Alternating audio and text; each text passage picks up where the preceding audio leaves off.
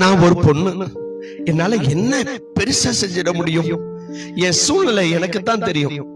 எனக்கு நிறைய பொறுப்பு இருக்குது, குடும்பம், வேலை, பிள்ளைகள், இது எல்லாம் இருக்கிறதுனால நான் பலவீனமா தான் இருக்கிறேன் அப்படின்னு உங்க மனசு சொல்லுதா? ஆண்டவர் உங்களை பார்த்து சொல்றாரு, பலமுள்ளவைகளை வெட்கப்படுத்தும்படி தேவன் உலகத்தில் பலவீனமானவைகளை தெரிந்து கொண்டாரா. கவனிங்க, உலகம் பலவீனம்னு சொல்றதான் தேவன் தெரிந்தெடுக்கிறார்.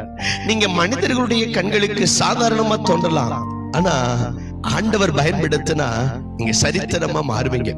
வேதாகமத்தை பாருங்களேன். எஸ்தர் பயந்த பொண்ணா இருந்தா, ஒரு தேசம் அழிஞ்சிருக்கும், ஆனா தைரியமா நின்னதுனால தேவன் அவளை பயன்படுத்தினார். ரூத் எதுவுமே இல்லாத நிலை, ஆனா விசுவாசம் இருந்ததுனால அவள் வாழ்க்கை வரலாறா மாறிச்சு. மரியாள் எடுத்துக்கங்க, ஒரு சாதாரண பெண், ஆனா கீழ்ப்படிதலால இரட்சகரையை உலகத்துக்கு கொண்டு வந்தா. தெபோரா சமூகம் தடையா இருந்தாலும் ஒரு நாட்டை வழி நடத்தினா.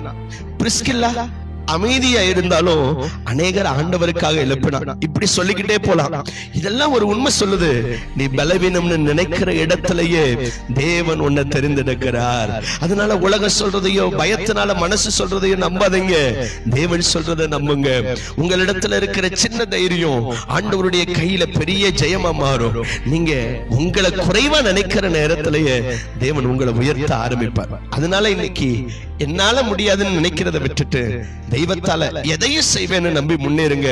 உங்களை முன்னேற்றுகிற தெய்வம் உங்க கூட இருந்து பெரிய காரியத்தை செய்வார்.